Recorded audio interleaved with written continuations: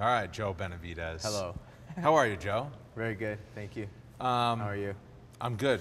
Awesome. Started your career way back in, I believe, 2006, first pro fight. Yeah, that sounds right. So 14 years later, way back in 2006, what did you expect that an MMA career could lead to? I didn't know what to expect, honestly. I just wanted to do I just didn't want to do what I was doing, which was nothing. I obviously wrestled in high school, and I'd already seen UFC happening, so I guess you didn't know. I mean, it's one of those things that you hear a million times, like, you just have a passion for it, you follow it. Like, I knew I loved it. I mean, I was paying to do it since the beginning. But to tell you the truth, you know, I mean, you have dreams, like, you're like, oh, I'm gonna be rich and I'm gonna have a house and this and that. And a lot of the things that I think made people like me think that were taking up MMA around that time was like Ultimate Fighter 1, because these guys win a 6-figure contract.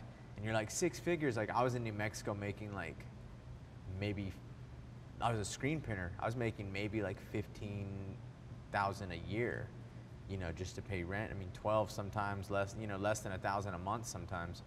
So you see a guy with a 6-figure contract and he gets this brand new car. You're just like, oh, these guys are rich and they're on TV. They're rich. If they're on TV, they're rich. You know, they live in giant houses in Las Vegas and stuff. Funny enough, I meet Forrest, you know, 10 years later, he's driving the same Scion. He hasn't, you know, and everything. And, you know, the contract's like win 6 fights and it's like 6 figures. But still, like, that gave you just saw it mainstream and you know it was going somewhere. So I guess I knew the sport was going to go somewhere, and, you know, I obviously had a passion for it and believed in myself, you know, especially right when I started training, and the people I trained with, I just felt like this is nice. Like, I really, you know, enjoy this, and I felt like I was pretty good at it. People around me that I thought knew more than me, and they did, obviously, they did at the time. They thought I was pretty good at it, and I don't know, it was always just one of those, it was a limitless thing. It wasn't a destination. It was just like, oh, I'm gonna keep doing this. This is cool, you know? Do you remember when you were keeping on doing it where you thought, I've made it now? You know what's funny is, I don't know, I feel you never really make it because there's no arriving anywhere. You're simply going towards somewhere else. No matter what you're doing, you know, you can get here, get there, but like you're still going towards something else, whether it's this way, that way, or that way. So I'm just a big believer in that. Like, you never just like arrive and make it. Like, you're still on the way to something else, regardless. But in a general regard and aspect, the first time I was fighting for the WEC title against Dominic Cruz, and I was on a marquee, you know, at the Palms, because that was my first main event. So I was on a marquee at the Palms. I went to check in for my room, and you know, they had the sticker of me on the back, you know, like, I was on the back, whatever you could, the install of our poster on the back. So I'm checking in and like, I'm right there, and they're like, that's you. And that was just crazy because also it's in Las Vegas, you know, fight capital of the world. And I'd fought in Vegas at Hard Rock before and had my name on things and posters in the casino. But that was like, you pull up to the Palms and it's like me, you know, I go check in and it's me. It was a world title fight, you know, for the biggest, you know, title at 135 at that time, the WEC. And that was a time when I was kind of like, this is crazy. Like, I'm literally on a marquee, you know. But it's funny because before that, like I just said, like, you're always on your way to something else. Because before that, there's a ton of other times where I was like, this is the biggest thing I've ever done. When I go fight in Japan, you know, or something like that. Or I even go fight, like, when I lived in Sacramento, Tachi Palace was where all the regional people want to write, oh, I finally made it there. You know, I got this knockout. That person recognized me. Like, there's always little things along the way, but it's like, I was never just like, whew, I made it because I, you know, am fighting at the Tachi Palace as a main event. I'm on a poster or something. I could have done that my first fight, and I thought I made it because, you know, I was in my local posters in Las Cruces, New Mexico, and, you know, my whole family's there. I have shirts and stuff.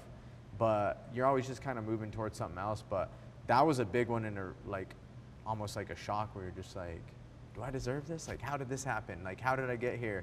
I'm on a billboard in Las Vegas fighting for a world title. That was pretty big. What do you remember about getting ready for that world title fight? You've done it 3 times before this one. Yeah. What can you pull from that first one when you were younger? Those are, I don't know, it's different days. I mean, you can pull a ton from it. That fight was at 35, it was one of the best ever. You know, Dominic Cruz, nice split decision, 5-round fight. I mean, there's nothing you can necessarily like just grasp, you know, and like pull that from my training or something. Like, it's just that experience in general, you know what I mean? Like, that's just another little piece of the puzzle of my career that has got me to where I am now. Like, all that stuff plays in, you know, every fight camp you grow, you know, you take things in, you take things out, you know, you deal with different emotions, you know, you deal with things on the fly, whether it's a cut or, you know, you can't train or you have a hurt rib or something. So there's nothing specifically I can just grab and do it, but it was a 5-round fight against one of the best guys ever. I mean, that's always really good. You know, is it going to help me in this fight? It could, it couldn't, you know, but the whole journey as a whole, you know, help you. And I'm just fortunate enough, like, I had moments like that in my journey. You know what I mean? There's nothing specifically I can be like, well, Dom, you know, it was just everything changes rapidly in this sport. Like, right. You're just always evolving, like, mentally, inspirationally, physically, technically, like all kind of things like that. Like, I was a whole different, you know, fighter back then, but just that experience has obviously helped me where I'm at now. Yeah, you mentioned that fight was at 135 yes. pounds. You come into the UFC, you kind of help usher in the flyweight era in the UFC, and you're still here. Whoa, man. And nobody else is. That's crazy. Yeah. What does that mean to you? Dude, that means, like, that's actually one of the cooler things, because it's a whole division. It has to do, like, I think everything is, like, bigger than me. It's never about me, you know, and this is, it's a whole division, you know what I mean? And I'm not saying I am the guy that, like, did this, but just to represent that division and everybody that came after it in a way is really cool. And I'm not saying in a way like I represent where, like, I was this exact, you know, person that made everything, or not like that. I just mean, like, that division, like, a lot of people, like, I kind of laid the groundwork in a way, and, like, I'm still here doing it however many title fights later, 15, 20 title fights later. I went for the first one, and now I don't know what title fight this is in the division, but I'm still going for it, and that's cool. Like, I always, even when I started, one thing for me was just, like, the consistency and longevity, I think, were important to me, and I think it is with any career.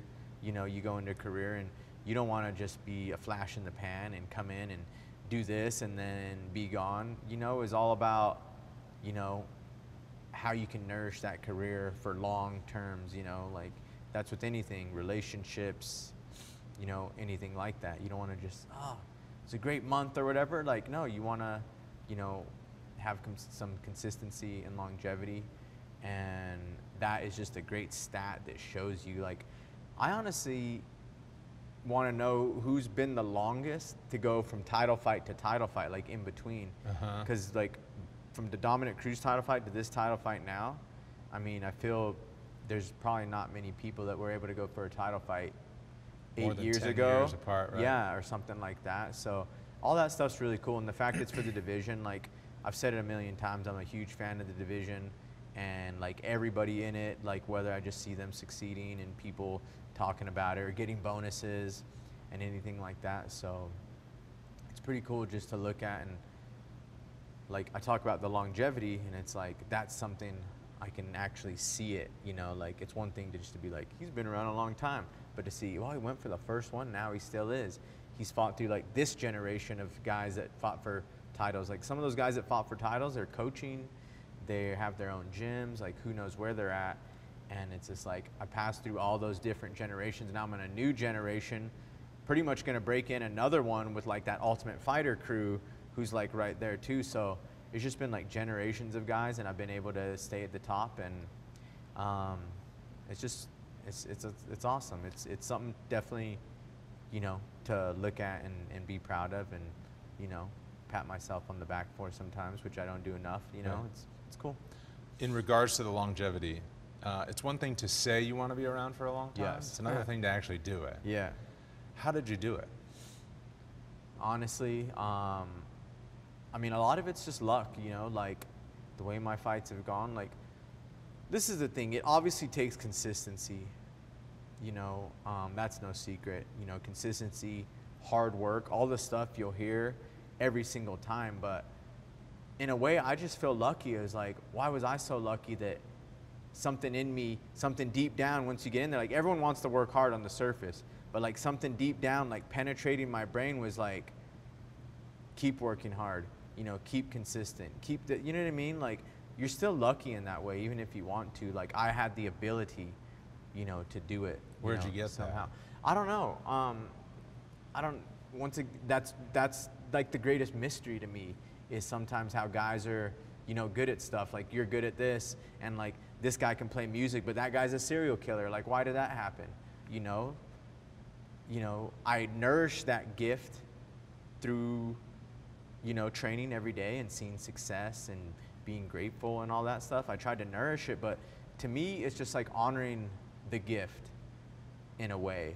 Like, oh, I'm so lucky and like grateful to be here. Like, I might as well like make the best of this day and go as hard as I can. What allowed me to do that?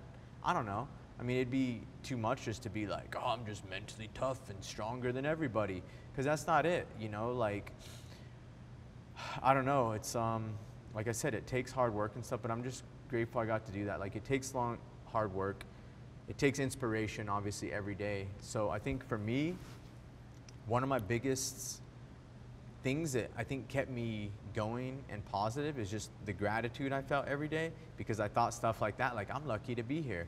When you feel lucky for something, or you feel grateful for something, you're a lot less likely to just squander that, you know, like squander that day. So for me, those days that I didn't want to squander and I felt grateful for happened to be 6 rounds with the best guys in the world, you know, working on my craft. But at the whole time, like, you know, I felt lucky to get in, so I better not lose a round. I better go as hard as I can for, you know, these 30 minutes that I have it.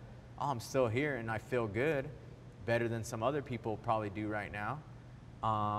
Maybe I'll jump rope for 25 minutes. So you just keep doing those little things, but so much of it honestly comes from me just feeling lucky and wanting to honor that gift that I have, being in the gym and being able to work hard, and just being grateful for that opportunity and not wanting to squander any day. And that's what has made me consistent through training, you know. And maybe a lot of that for me is that I have seen another side and like another life, and I kind of know what that consists of, so I do feel lucky. It's not like I just grew up and like everything has been good, so I'm like, oh, and now this is really good, I deserve it, I just gotta keep working hard for it.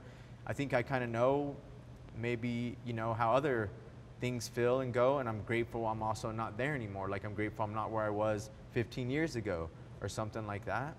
So yeah, I think that has a lot to do with it. But that gratitude and that like feeling of being lucky and wanting to hold on to that, that is what has really helped me stay consistent, because that's every single day. Like, you talk about people like they just work hard. Well, why do they work hard? You know, well, because, you know, motivated or something. Well, what motivated you? Like, I honestly think that's what motivates me. Like, I feel grateful, so I just like try as hard as I can. For those that don't know, the 15 years ago, the other life, do you mind describing what that is? And because I think it probably does lead to your perspective of your gratitude for the journey that you're on now. Yeah, it definitely does. And I think that's a big thing, is like, I know what else kind of exists. Like, 15 years ago, like, just to say, like, I'm glad I'm not where I was 15 years ago, was basically me just abusing drugs and alcohol on a daily basis. I mean, daily, all day, every day, for a long time, for years, starting as a teenager. And yeah, so I'm just glad I'm not there a lot. And just knowing that happened, like, I wouldn't trade that for anything, but that gives me some perspective also. Just like, oh, I feel lucky I'm here in the UFC Performance Institute. I feel lucky I left my house in a nice car. You know, I feel lucky. I'm married to an amazing wife, and like stuff like that. So yeah, that other side, I think that really helps. So like something I say every day, like if I walk into the gym and someone asks me how you doing? I go, I've been worse. And they're just kind of like, oh, okay. Like they don't really, but so many people, if you can keep that in perspective every single day, you've always been worse. You know, even if you weren't, you know, what I was doing or what you were doing, or, you know, rock bottom, for instance, like you've always been worse. And I just hear so many people, how you doing? They're like, I've been better. I'm just like, well, dude, what's the matter? Like you're drinking a smoothie, or like life's fine, you know, you're alive. But it's like, if I just can keep in perspective every day, I don't say it every day, but in a way, when I go into the gym every day, I'm just like, I've been worse. Things could be way worse. Like, oh, I don't want to practice or anything, you know, like, oh, I need to get gas in my luxury car or something like that. It's like, just always try to like keep that level. Like I've been worse. So people ask me, how you doing today? I've been worse, you know? And it's just like, you've always been worse. Even if you're like not good that day, you've been worse. So I keep that in perspective every day. And being worse for me means like me 15 years ago abusing drug and alcohol. But many times along there, I've been worse as well. So that day's a good day, you know, and I take that in every day to train. And it's just like, it's a great day. When people hear that though, they almost think you're having a bad day, but not the worst day. Yeah. But you say that when you're having a good day. Because every day's a good day if you've been worse. There's always, you know what I mean? That's how I feel. Like, that's exactly how I feel. Like, every day is good because you've been worse, so this has to be good. And there's worse and there's good. Right. You know? Do you remember when you really started looking at the gratitude aspect of your life?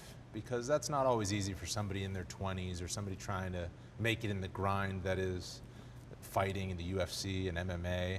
Yeah. Do you remember when it kicked in that, like, wait a second, I have a lot to be thankful for? You know what? I think it goes way back because I always remember really feeling that as a kid, like, you know, a lot of, like, I grew up with a single mom, and I just always just respected her like crazy. Like, even, you know, you're gonna get in fights with your parents, you're gonna want to rebel, you're gonna want to do that, but I remember always looking at her and like what she was doing, and even my grandma, who raised 9 kids on her own, and my mom who raised me and 2 boys on her own. Like, I just always remember being like grateful if I got like some shoes for Christmas or something like that, because I knew how hard she was working, you know, to get me that. But like, I still had this awesome pair of shoes, you know, for Christmas or something like that. So I don't know. I think I don't know. Once again, you don't know or choose or what's the mystery that really, you know, allows you to get that. But once you do feel it, you want to nourish it and you want to honor it, you know, and that's just, yeah, it's been like as long as I can remember, just kind of like, you know, being thankful. But I think that's growing up, you know, maybe in a way I did. That's probably where it came from, you know. You know, you live in this 1-bedroom apartment and things don't seem that good, but then you get something good and just like, oh, that's nice, and you just feel lucky. I think I could recognize maybe, I don't know, like it's a hard question and to really remember where that comes from, because that kind of goes to what I think of like the earth is like, who knows where things come from? Right. Who knows why you think the way you, like that is my biggest mystery I like ponder every day, is like, you know what I mean? Like, why does that person think that? And like, I was able to think that, or like, you know, like my friend couldn't stop drinking, but what like allowed me just to go like, I want something more in my life. Like, that's not for me anymore. I can't do it anymore. And was able, like, I feel lucky every day that I was able to stop drinking and doing drugs, because there's millions of people out there that maybe struggle with that every day, you know, and can't do it, you know, or they stop a month or they stop at 2 times, and it becomes a real problem and it affects them and a lot of other people. So once again, I just honor the gift that I was given to be able to stop, you know, by living the best as I can, working as hard as I can, you know, treating people good is huge, like all that kind of stuff. So it's just about, you know, processing that, feeling lucky for it, but then not squandering it. Yeah. When you fought for the first flyweight title in UFC history, how would you describe getting ready for that fight? It was an obsession, but like not in a healthy way. Like I put way too much into it. It was like I needed this. And when you know how it is, when you need something and you force things, it never happens. You know, and that's really how I felt. Like the training was great. I mean, aside, you know, from like injuries and stuff that maybe happened before, I felt ready to go. But the process, it was just different. It was a weird obsession. I felt like,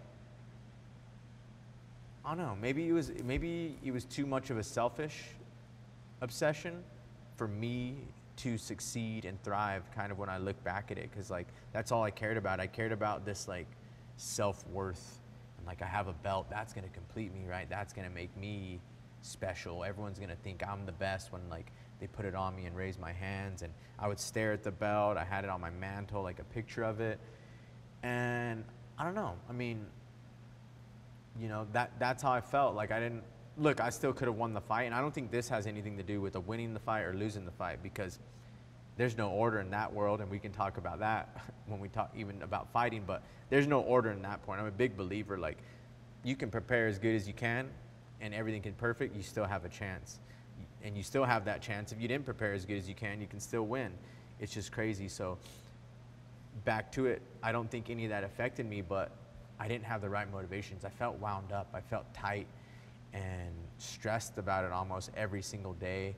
You know, I felt like I wasn't myself, even happy. Like I remember like DJ Demetrius Johnson, like, you super nice. We've hung out a bunch of times, but now like, I don't like you anymore. And like, I don't operate like that, you know?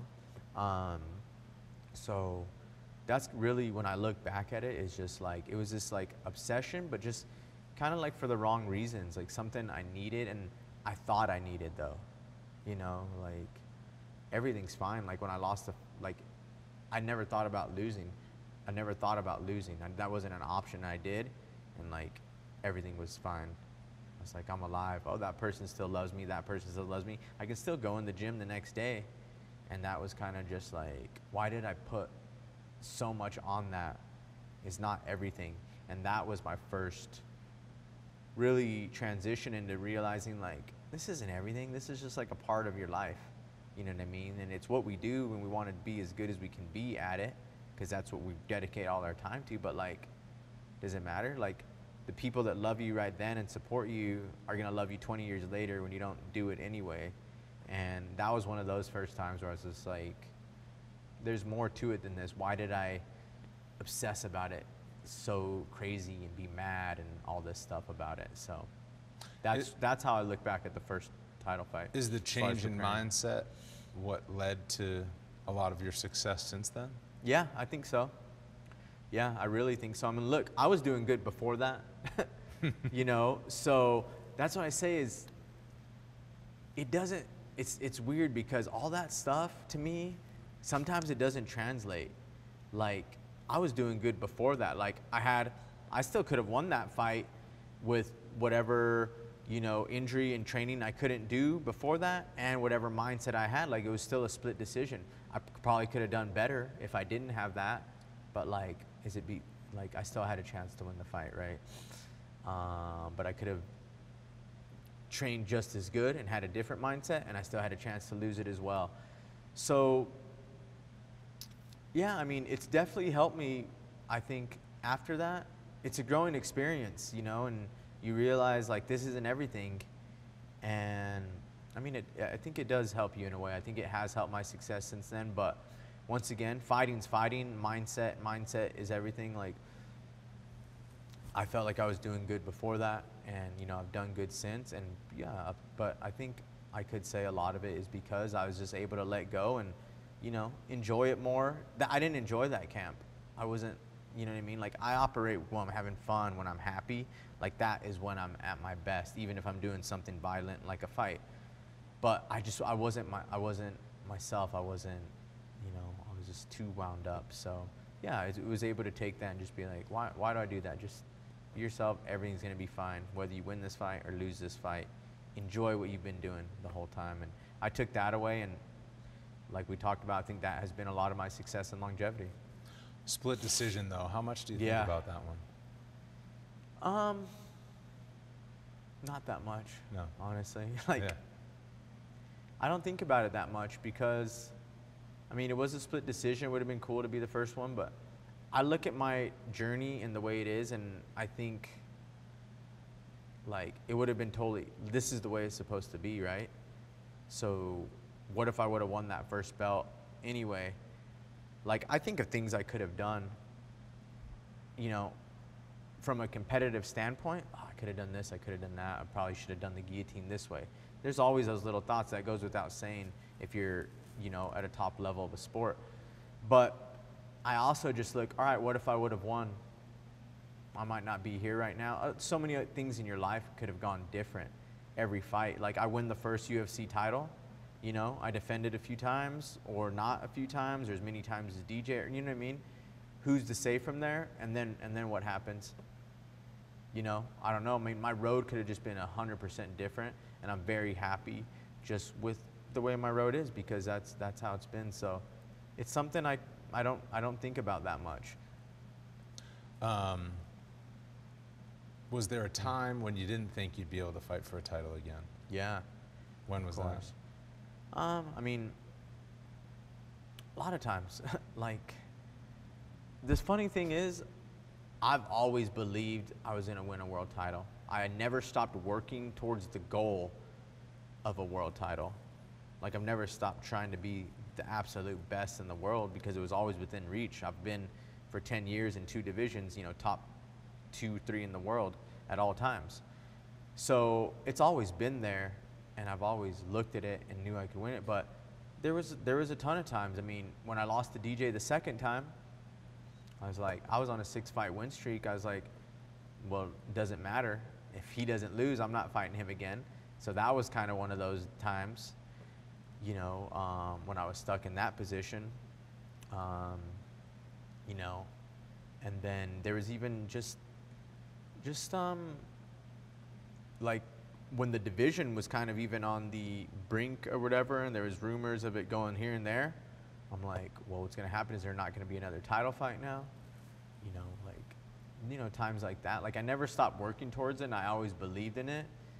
But, I mean, there was times I had to look at every possible position and way that my career could go and come to peace with it in a way as well, you know. And I feel I did. I don't know what's going to happen, but I'll react to it and, you know, and go from there. And that's what it's always been. You told me one time you can do everything right, and that just gives you a chance to get what you ultimately want. Yeah. Is that kind of when you've kind of figured out that mindset? Yes. I mean, that's fighting for you. It's not like any other sport where, you know, I'm running, you know, a half marathon and my miles are about this every time, so I'm probably going to run around there. Like, you got to do everything you can every day. Like, even when I'm preparing, I'm just like, this is great. It's something I have to do to give me a chance. It's not guaranteed just because I've worked hard and I deserve it, you know, like a lot of people say. I deserve that or whatever, or I earn that. Like, you don't earn it until you get it, then it's like, oh, you must have earned that, maybe, you know. But yeah, I mean, you do that every day, and it gives you like more of a chance. I have to do this, I have to recover, I have to go an extra round. But it's like, it doesn't mean, it's not the recipe. Like, you do all that, for sure you're gonna win. And yeah, I'm a big believer in that. So it's just like, even when I win, I'm just like, someone's like, that was a great fight. I'm like, I'm glad it worked out, because I try to do that every time. Right. I try to go out and win every time, but sometimes it works out. You know, sometimes it doesn't. Sometimes it works out great. You know, my last fight was one of my favorite fights of my career, and it was just, I was like, man, like, things are working out and it's good. But it's like, I do the same thing when they don't work out. You know, it's just no one sees that. They see the result, you know? Like, I'm doing the same thing when it didn't work out. Like, my only time I've been finished in my whole career against DJ, the second fight, never felt as good as I'd felt that night. Like, through training, through everything. And that was a lot when I took in that thing too. I'm like, there's no order. The first time I couldn't train for 3 weeks before the fight. I go to a split decision. You know, this time I feel the best, you know, so best I ever have. And, you know, I get, you know, finished for the only time in my career. So I just take that every day. Like, I know what I have to do every day, and I'm already in there trying hard, but you can't think like, now you're gonna win. Now you deserve it, so you're definitely gonna get it.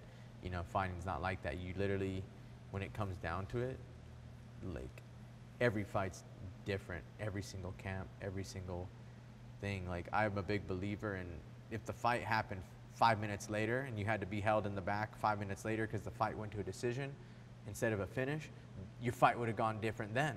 You know, like, so I'm always just like, I'm going to train myself as good as I can, because that is what's going to help me react in those split seconds that I need to earn the victory.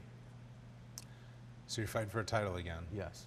How would you describe this camp as you get ready for your third attempt at a UFC belt? This camp has been great because it's normal. Like, for one, I didn't know if this fight would happen. I didn't know when it would happen. Look, I knew I was going to fight for a title next, you know, whether it be this vacant title or against Cejudo. I knew a big fight was on the horizon, but there was a year before this where we didn't even know what was happening with the division and stuff. And the way it happened, it was great. So I was really happy, you know, the way it all worked out, and got to get to fight in February for a main event for a vacant title against a guy I haven't fought already, a new, you know, different, you know, potential star in the division, which is great. And so I take all that in, and my camp's been great, because I just, going back to what we're talking about, like, I feel grateful and like lucky, and I'm happy with the opportunity. So everything's been happy, you know. Dance while I'm hitting mitts, I'm making, like, everything's just great. There's no, I mean, obviously you're serious, we're working out, we're fighting, it's very a serious thing, but we know that, we know how hard it is, you know. I mean, I have hard days every day, hard weeks. That goes without saying. Like, you can't look at somebody who's fighting for a world title and think they don't work hard. So I don't say that. It goes without saying. I'm not posting every day, man, I'm working so hard. It's like, well, yeah, that's your job, right? Right. So that's what I do. But on another aspect, it's just, the camp's been great because I'm happy for the opportunity. I'm lucky. You know, I got good people around me. And this title fight is, I don't want to say this in a way that doesn't get enough credit what it is, because that's obviously been my main goal. It's anyone that fights' main goal. But once again, you know that as a competitor, we're all in the UFC to fight. But it's one of those things, going back to the first one, is like, it obviously means a lot, but it's like, I'm also fine without it. Like, I never needed this. You know, I went through every aspect of how this could go and how that could go. And at the end of the day, like, I'm happy with it. So now I get this, and it's like one of those things where it's like, oh, but now I get this. So now I feel lucky for it. I feel grateful for it. I better not squander it. So every day I'm in getting good. And I think that's just kind of how I operate, you know. But I don't know, this one's different. Every fight's different. This one kind of just has a title at the end of it. Like, if I was fighting Figueiredo for a 3-rounder, I'd feel really good and happy about it. But basically, the best way to say it is, a title's on the line, and people want to say that, but I look at it as another fight, because I'm not, like, obsessed about a title or anything like I used to be. Yeah. It's a huge bonus for me. You know, it's an extra line on my Wikipedia page. You know, to me, it's almost like the way I'm looking at it, because, you know, like I said, I don't do good just obsessing with something like an object or like a place to arrive, because you're going beyond that no matter what you're doing. So for me, I honestly just look at it as like, look, people are gonna say I'm a good fighter. Goes without saying, right? When they look at, oh yeah, he was really good. Oh, he was great. This is like proof, you know? Like, I'll have the line on my Wikipedia page that says, like, he was the best in the world. You know, for that one night, he was the best. For that period of time, he was the absolute best. Because before that, it's not official. It's all just word of mouth. He was good. He was a good fighter. Oh, he was great. I loved watching him. He could have won that fight. Man, he might have been the best ever. this is like proof. He was the world champion. He has that gold belt. It says it right there, world champion. You know, so that's kind of how it is. Like I said, I looked at many ways to do it, and everyone's always going to say I was a good, you know, fighter. I imagine him debating over barbershops and haircuts, you know, and people debating it. But now it's like, it's just proof that I was good. You can look back and be like, he was the best, you know, because before that, people would just agree or not. You know, yeah, he was good. He was really good. So stop there. Yeah. The poster's out, so you're back in a main event. Yeah. You're on the marquee. How does Joe Benavidez now feel in comparison to the kid from New Mexico who went to the Palms and said, hey, man, look at that. I'm on a billboard. Yeah, I mean, it's not as shocking anymore. It's not, it's like, I look at it and I get happy and stuff. And the first thing I looked at was my hair. Yeah. I was like, man, my hair was big back then. Was it good? Well, it was big, but it was good because it was different, you know? So I looked at my hair because I'm like, I never went into a fight with a full head of hair, and they got me in that poster like that. So that's the first thing I looked at. And then, but yeah, so like things like that. You know what? It was content for my Instagram. You know what? I can post this picture. I haven't taken a picture in forever because, you know, I don't do that stuff. That's kind of what it was. Yeah. I mean, it was great. And every reaction I get back to it means more, you know what I mean, than just the poster and me being like selfishly like, I'm on a poster. I can't wait to hang that in my house, you know, and everyone to see it. Like, it felt cooler, like seeing comments come in that said, can't wait, excited to be there, gonna be there, you got this, you know, been rooting for you for a long time, like that stuff. That's what was cool about it. It was just another little, you know, way to see that, way to gain a little more inspiration, and just fill up a post on my Instagram. Yeah. You mentioned before how everything you do is always moving towards something else. Yeah. So right now, you're moving towards the UFC title fight, but have you thought what that might lead to? What's the something else after the UFC title? Yeah, that's what I mean. Well, it doesn't stop there, is the main thing. And the great thing about that is you don't know. You know, like, you don't know what's going to happen, but you know that's not the end either, just because you do it, and you better not think like it's the end, you know, because you always just have to keep going. And like I said, it can go this way, that way, or that way. You know, there's a time when I'll come to my last fight, and it's going to be, I'm still moving towards something, but it's just not fighting anymore or something. So that's the great thing is I don't know what it is, but I know, like, this is part of it, and this is the most important thing right now. But you know what? It's not going to stop there. I'm going to continue going. I mean, in my, you know, vision for the answers that people are looking for, you know, I want to win the title. I want to become more successful at what I do, and that success in our sport is winning. So I want to continue to defend the title after, and just be a great representative for the sport and the division. See what else comes along with it. You know, I have a ton of interests, and, you know, continue to just inspire people and, you know, make my supporters happy, friends, family, closest ones to me, coaches, everything, and just continue to just enjoy this, what I do. So that's what I see obviously happen after. But yeah, that's the great thing. Like, I love this line by the Talking Heads song, Road to Nowhere. He says, the future is certain, give us time to work it out.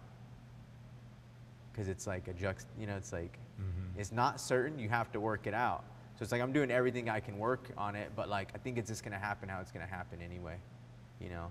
And that's kind of how I look at it. So that's what I'm expecting. That's what I'm working towards right now. Deiveson Figueiredo, what do you think about him?